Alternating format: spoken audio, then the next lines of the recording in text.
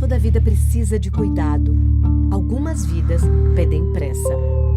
Quem tem câncer não pode esperar. A Rede Feminina Nacional de Combate ao Câncer se une a milhares de vozes para dizer: preciso viver. Para isso, as ações do SUS devem ganhar celeridade. O respeito à vida está acima de tudo. Campanha Preciso Viver. Rede Feminina Nacional de Combate ao Câncer. Há mais de um século, esta marca vem crescendo. Crescendo, salvando gente, crescendo, vivendo solidariedade. Crescendo, na guerra e na paz. Esta cruz é um símbolo, é a Cruz Vermelha de Alagoas. Ajude-a a crescer mais e ligue para crescer com ela.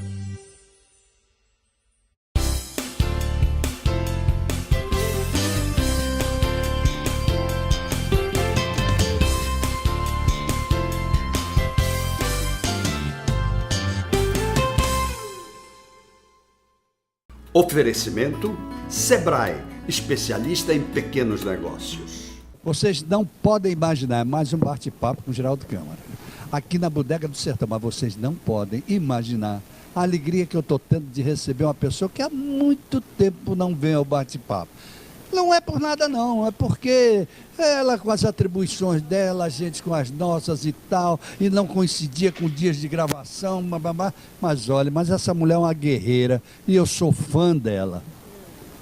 Ex-vereadora, ex-senadora, ex-vice-prefeita, ex e futura não sei o quê, mas que vem com coisa por aí, vem porque essa não para também. Heloísa Helena, que prazer enorme receber você.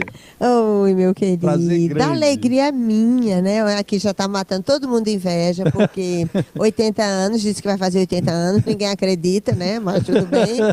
Então é uma alegria muito grande. O povo sabe, o povo já sabe disso há muito tempo. É uma alegria muito grande estar aqui mais uma vez conversando com você, nesse lugar tão lindo, né? Que é a da nossa querida Francineide. Então, é uma alegria muito grande estar aqui conversando um pouco, né? Todo mundo com muito trabalho, muita coisa, né? Eu trabalhando muito também, porque eu estou ajudando Marina na coordenação de uma plataforma de propostas para o Brasil. E tem sido um trabalho, né? Um trabalho nacional. Eu assumi a coordenação de organização da rede, então montando em todos os estados a estrutura que é necessária para que ela possa ser ajudada no processo eleitoral. Claro que ninguém ganha a eleição apenas com os filiados dos partidos, mas de qualquer jeito é uma estrutura mínima que é necessária para ela, até para que a partir do dia 15 de julho também eu possa ficar um pouco mais aqui no estado para trabalhar um pouco a questão da minha pré-candidatura a deputada federal, né? Então, mas foi um trabalho muito interessante, muito interessante, uma plataforma de propostas para o Brasil.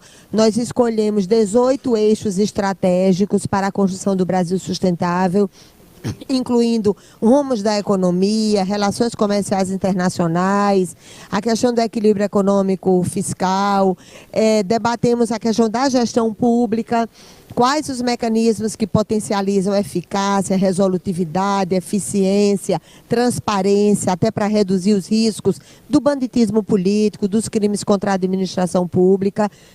Fizemos sobre emprego no campo e na cidade, dinamização da economia. No campo e na cidade, já gostei disso. Exatamente. Porque tem que ser, não pode...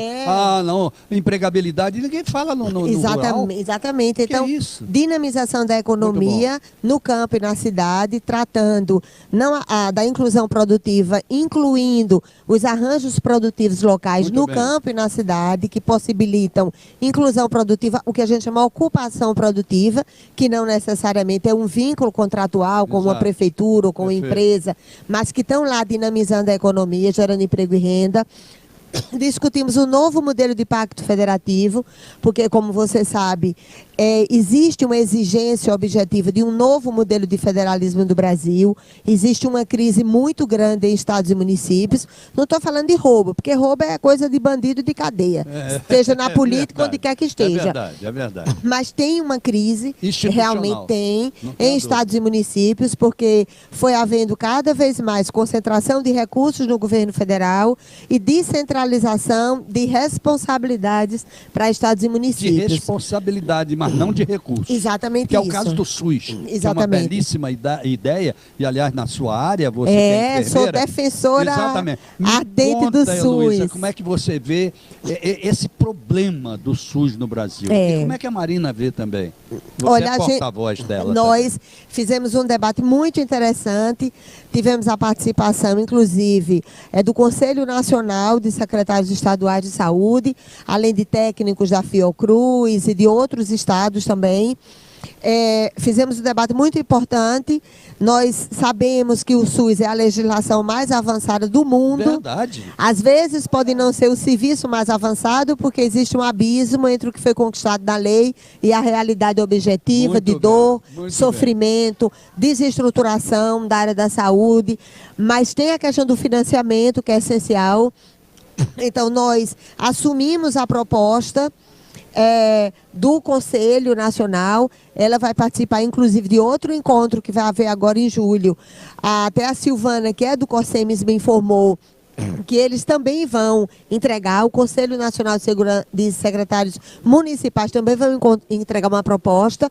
Então, nós assumimos isso tanto na estruturação e ampliação da chamada rede básica, que é a porta de entrada do sistema, que vai dar vacinação até as 4 clínicas básicas e alguns exames laboratoriais, até a média e alta complexidade, para que as pessoas tenham direito àquilo que já foi conferido na lei. Pois mas esse que é o grande problema desmoralizatório, vamos dizer, do SUS, o que é uma pena. Exatamente. Mas é uma questão de gestão pública.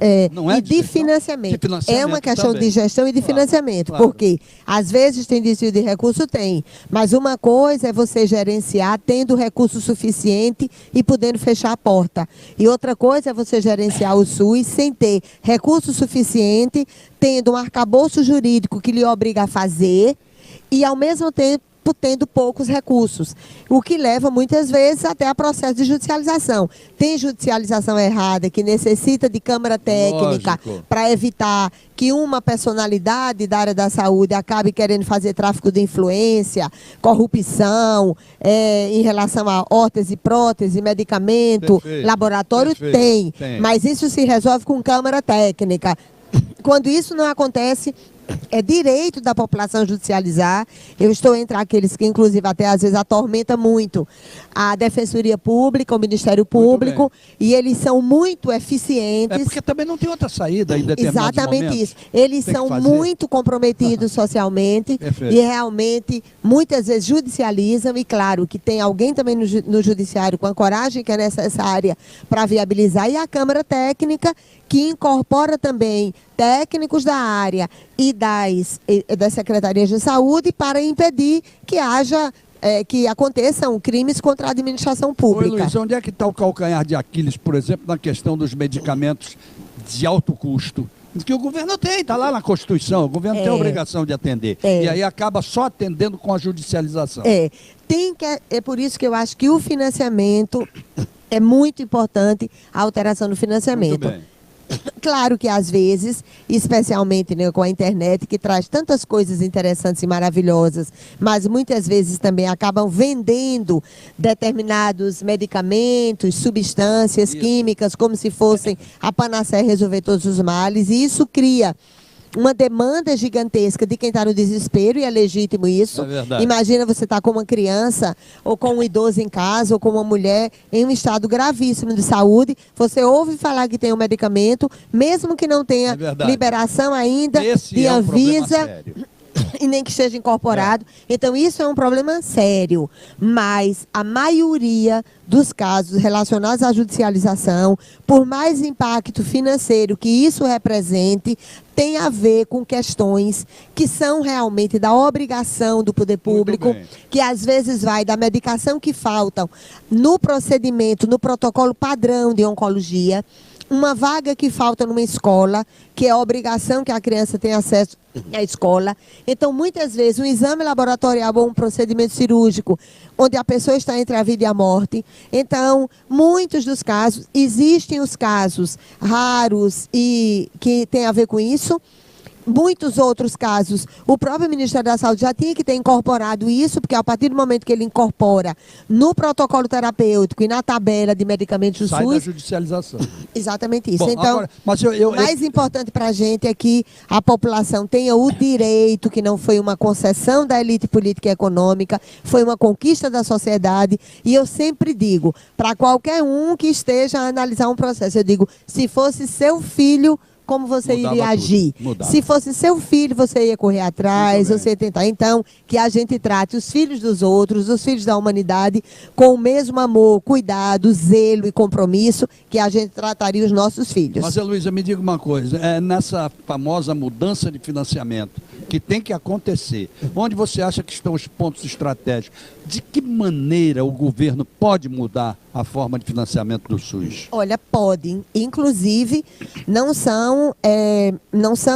tem nenhuma proposta inovadora da minha parte, Ok. até porque tanto o próprio gestor, porque os profissionais da área da saúde já trataram sobre isso, não apenas fazendo vinculação ao PIB, mas fazendo vinculação à receita líquida real para garantir que tenha mais recursos do governo federal. Porque quando nós conquistamos uma emenda constitucional que tratava da obrigatoriedade de percentuais de estados e municípios para financiamento do SUS, o governo federal espertamente, o governo federal ainda passado, espertamente, retirou na hora de promulgar essa conquista da sociedade. Portanto, é como se eles não tivessem a responsabilidade financeira que os estados e municípios têm. Então, nós queremos retomar isso, esse percentual é de fundamental importância, e aquilo que já está no arcabouço jurídico, nas normas técnicas, nas portarias ministeriais, que vinculam o perfil epidemiológico e a rede instalada, ou seja, eu analiso estatisticamente do que as pessoas adoecem e morrem, com a minha rede instalada, portanto, eu defino se ela deve ser ampliada ou se ela deve ser melhor utilizada como um processo de gestão, para garantir que atenda a população de uma forma geral. Então, tem de onde tirar. Não é dizendo assim, olha, mas como? Não tem de onde tirar, vocês ficam inventando... Claro que tem. Claro. Não tem, não estou nem falando de não roubar, porque não roubar, repito, é para ir para a cadeia. Ouvir a opinião de Luiz Helena, porque você tem credibilidade. Você pode dizer, quando você diz isso, o povo sabe que você não está mentindo. Olha, você certeza. pode ter partidários, você pode ter antipartidários seus, você pode ter pessoas que não concordam com você. Com certeza. Mas todo mundo, de um modo geral, acredita em você. E porque, e porque, assim, a análise que eu estou falando aqui é uma análise técnica. Alguém pode ter uma concepção ideológica ou filosófica até diferente da minha, mas qualquer pessoa de bom senso que analisa que as pessoas morrem das chamadas doenças da pobreza, que impactam a todos, tuberculose, hanseníase, dengue e outras coisas mais, malária, e ao mesmo tempo crônico-degenerativas, cardiovasculares, os acidentes, a violência letal intencional, que hoje é o principal problema de saúde pública dos jovens de 15 a 29 anos, é homicídio, o que é algo gravíssimo. Então, com esses dados, exatamente. Então, com os dados que nós temos, com todo o levantamento dos estabelecimentos de saúde, tanto da atenção básica como da média e alta complexidade, de onde tirar o dinheiro, tudo existe. Só falta a vontade política de fazer. Muito bem, eu vou pedir licença a você para ir aos comerciais, ok? Vamos lá rapidinho, e eu não vou nem fazer merchandising, eu só vou dizer o seguinte, presta atenção nos comerciais aí, Sebrae, Imprensa Oficial Graciliano Ramos, Sancar Veículos, Bodega do Sertão e Filé do Zezé, e voltamos já.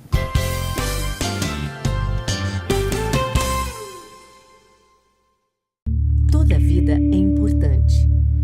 Toda vida precisa de cuidado. Algumas vidas pedem pressa. Quem tem câncer não pode esperar. A Rede Feminina Nacional de Combate ao Câncer se une a milhares de vozes para dizer: preciso viver. Para isso, as ações do SUS devem ganhar celeridade. O respeito à vida está acima de tudo. Campanha Preciso Viver. Rede Feminina Nacional de Combate ao Câncer.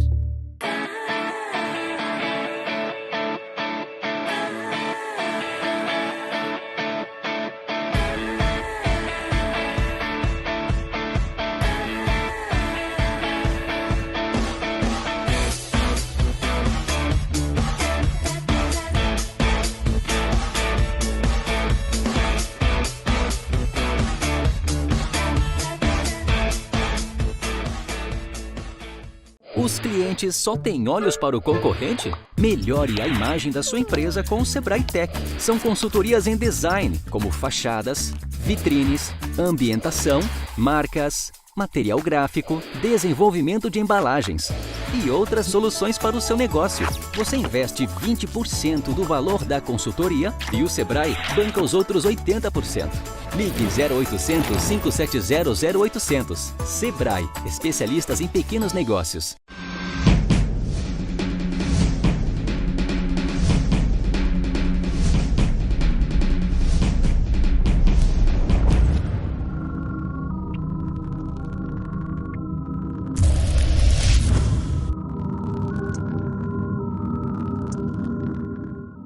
Há mais de um século, esta marca vem crescendo,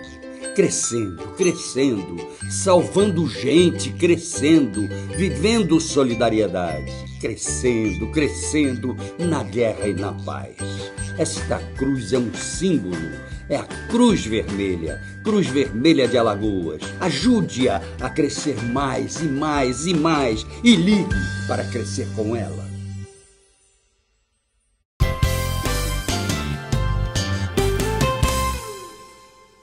Ao nosso bate-papo com o Geraldo Câmara de hoje, tendo a honra de receber aqui a Heloísa Helena. Heloísa Helena, que todo mundo conhece, está aí na batalha de novo, e, né, é uma grande batalha, mas vale a pena, porque a gente precisa de vozes que realmente, você e outros tantos, que estão dispostos a fazer um Brasil melhor. Não é verdade? Nós falamos sobre o SUS no primeiro bloco. Eu quero falar agora sobre a questão da educação.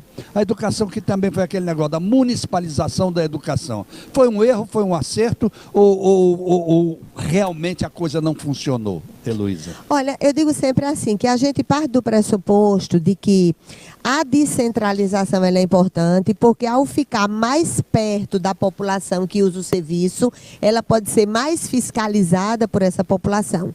O problema não é nem a descentralização, que nós vivenciamos isso no SUS também. Perfeito. E a gente, inclusive, quando eu estava no Senado, além de trabalhar essa questão do SUS, eu trabalhava também junto o sistema da segurança pública, porque é de fundamental importância que a gente tivesse o mesmo plano de cargos, carreira e salário para os trabalhadores da segurança pública, financiamentos específicos em relação a isso, e não financiamentos de um ou outro projeto que ganha mídia e não tem eficácia para reduzir a violência concreta.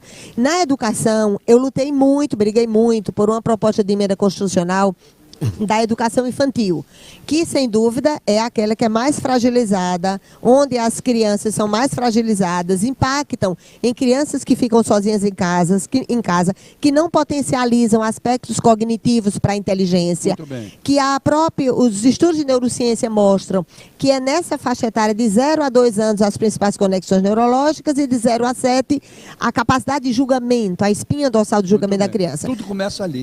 Exatamente isso. E além do que é fundamental para as mães, para que elas possam trabalhar, para que elas possam estudar, que elas também tenham um lugar digno, de preferência em horário integral, limpo, com bons livros, com boa capacidade lúdica, para que as crianças possam ficar e ela trabalhar com dignidade.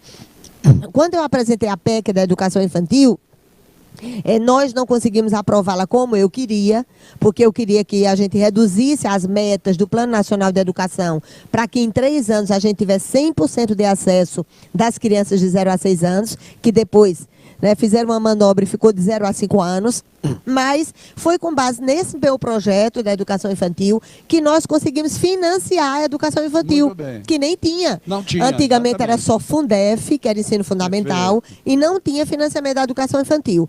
Claro que o que eu defendia era que a gente aumentasse o bolo do Fundo da Educação, para ele se transformar em Fundeb, que dava conta da educação básica e não apenas da educação infantil, mas com muito mais dinheiro. Eles aumentaram o montante, porque eu briguei muito para que aumentasse o montante. A partir daí, todas as creches, a partir desse meu projeto, todas as creches foram financiadas pelo governo federal, com contrapartidas mais reduzidas, ou de terreno, ou de outras ações municipais, mas mesmo assim ainda é uma carga grande para o município, porque os servidores, a manutenção, os equipamentos, então... A capacitação e qualificação que não existe, exatamente, que precisa ser feito. Nós, inclusive, o debate nacional sobre a educação, porque nessa plataforma de propostas para o Brasil, que eu coordeno, a gente fez um em cada estado. E o de educação foi aqui em Alagoas. Então, vários técnicos do Brasil e do mundo estiveram aqui, apresentaram muitas propostas. O Milton, né? Por isso que eu digo que realmente são encontros suprapartidários, porque o Milton, né, que é de um partido com o qual eu briguei muito, isso, Milton Canuto, exatamente. Ele fez uma proposta extremamente concreta, objetiva, analisando as fontes de financiamento para a questão da carreira e do financiamento dos trabalhadores da educação e da educação propriamente dito. Então, nós mudamos metas, né, na nossa plataforma, nós reduzimos aquelas metas longínquas, né, que são estabelecidas, mesmo essas que às vezes você até acha que é uma conquista e de repente quando você olha, já está em 2010, nada foi feito. É verdade. 2015, Esse nada é o foi grande feito. Problema do Brasil. Exatamente. Bom, agora deixa eu parar um pouquinho aqui. É por isso que eu digo que o problema do Brasil não é de projeto, nem de proposta, nem de lei. É de falta de vergonha na cara e amor no coração para cumprir a lei. Porque nós temos legislações maravilhosas. Mas você está respondendo a pergunta que eu ia fazer agora? Sim. Quando eu ia dizer para você o seguinte, deixa eu sair da especificidade, sim, e partir para uma coisa globalizada que eu gostaria muito de ouvir você. Que Brasil é esse, Heloísa Helena? Que Brasil é esse? É muito difícil, né? Você vê, olha, um Brasil que o país do futebol, muitas pessoas não estão torcendo pelo futebol, né, para você ver isso. Então não é uma coisa qualquer. Um país onde os crimes contra a administração pública, o banditismo político, o cinismo, a mentira, a falta de sensibilidade, a frieza, porque os caras que roubam dinheiro público, que é para atender as pessoas pobres, mais vulneráveis socialmente, porque agora é descaradamente. E fazem descaradamente, e fazem à direita, à esquerda, fazem em qualquer lugar. Então, isso... A minha maior preocupação é como isso está impactando no roubo da esperança. Aquilo que eu digo sempre muito assim, eu digo, olha... Como isso está impactando no roubo da esperança, guarda essa frase. Porque gente. É o que eu digo sempre, olha, eu não dou o direito a ninguém de roubar a minha esperança. Perfeito. A minha esperança ninguém rouba. A minha esperança é algo que firma os meus passos no campo de batalha, ajuda eu a ter amor por esse país. Muito bom. Continuo acreditando que ele será um dia uma pátria justa, igualitária e fraterna. É a esperança que me faz ficar em Alagoas, porque você sabia, e a gente já tinha conversado, como havia pressão para que eu mudasse o domicílio eleitoral e fosse candidato em outro estado, ou do Rio, ou em Brasília, em qualquer lugar. E eu digo sempre, aqui é o meu lar, eu sou uma sertaneja, vou ficar aqui, acredito em Alagoas, luto por Alagoas. Então, a gente não pode permitir que roubem o dinheiro público e roubem a nossa esperança. Sejam cínicos, frios, e as pessoas comecem a copiar isso. Então, é uma situação dificílima, mas eu digo sempre assim, o que firma os nossos pés cansados no campo de batalhas, o que faz com que a gente continue fazendo trincheiras de resistência, isso aqui é uma trincheira de resistência, é um espaço que você, por generosidade democrática, me dá para que eu possa conversar sobre minhas propostas, sobre o que eu já fiz, sobre o que eu quero fazer. Então, isso é de fundamental importância. Então, eu acredito muito nisso. Não estou, assim, com uma esperancinha qualquer, não é um otimismo exagerado. Não se trata disso, porque a situação é muito difícil. Quem vê um pai e uma mãe de família agonizando no chão sujo de um hospital, quem vê uma criança como mão de obra escrava do crime organizado e do narcotráfico, ou na rua sendo explorada sexualmente, ou vendendo crack, ou usando as mais diversas drogas, sem ter um centro de cultura, música, esporte, numa área vulnerável socialmente, sem ter acesso à escola de qualidade, um pai de família que não tem a possibilidade de ser empregado, perde o brilho nos olhos, vira um bárbaro antes de ser um homem pai de família, uma mulher na angústia, no sofrimento, em casa com um trabalho repetitivo, exaustivo, não remunerado e não reconhecido socialmente. Eu lutei tanto pela aposentadoria da dona de casa, que como é que pode você, se você não tiver 15 anos de contribuição, você trabalha a vida toda, cheia de lesão de esforço repetitivo, porque às vezes a mulher diz, não, eu tenho uma dor na perna, uma dor na coluna, uma bucite, e nada mais é do que lesão de esforço repetitivo, algo que é gravíssimo e você não ter acesso, no fim da vida, ao mínimo de dignidade e um salário mínimo. Isso não existe. Então, eu digo sempre assim, olha aqui, a minha esperança eu não dou a ninguém o direito de roubar. A minha esperança ninguém toma, nem faz no meu nome, roubo, cinismo, dissimulação, desestruturação de parques produtivos, desestruturação do setor público, né? Privatização de faz de conta, porque às vezes privatiza para roubar ou deixa público para roubar também. Então, a minha esperança é ninguém rouba. Você conhece a história daquele americano que deu um golpe no Brasil na década de 1950, escreveu um livro, fugiu, e assim, não foi o do trem pagador, não. Ele deu um golpe das famosas filipetas, um negócio assim. Ele fugiu do Brasil e foi para a Bolívia. Na Bolívia ele escreveu um livro, Brasil, o País dos Coitadinhos. E esse livro foi best-seller no Brasil. No Brasil. Só. Então esse ainda é o nosso retrato, infelizmente. É uma tristeza. Eu digo assim, eu digo assim, olha, a resiliência, que é a capacidade de renascer nas cinzas, que é a capacidade de estar em pé, de levantar das quedas, de enxugar lágrimas e seguir em frente, não significa omissão e cumplicidade. Com certeza. Pelo contrário, significa renascer em esperança todo dia, mesmo que a realidade implacável diga não. Aí verdade. a gente continua lá lutando. Luiz Helena, que prazer, Obrigada. que honra.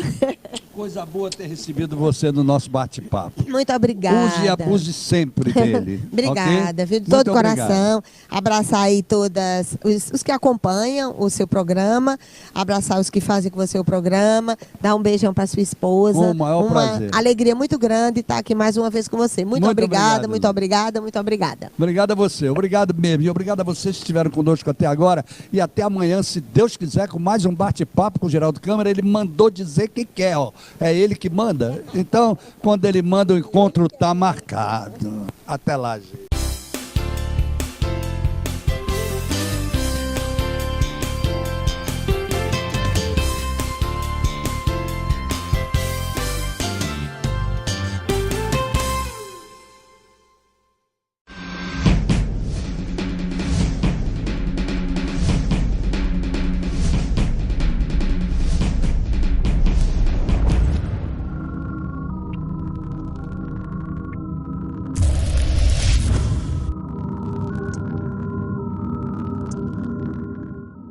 Cansou de tirar leite de pedra? O Sebrae Tech aumenta a produção de leite do seu rebanho. São consultorias técnicas e gerenciais para tornar sua propriedade mais rentável, como o programa Balde Cheio e a transferência de embriões. Você investe 20% do valor da consultoria e o Sebrae banca os outros 80%. Ligue 0800 570 0800. Sebrae, especialistas em pequenos negócios.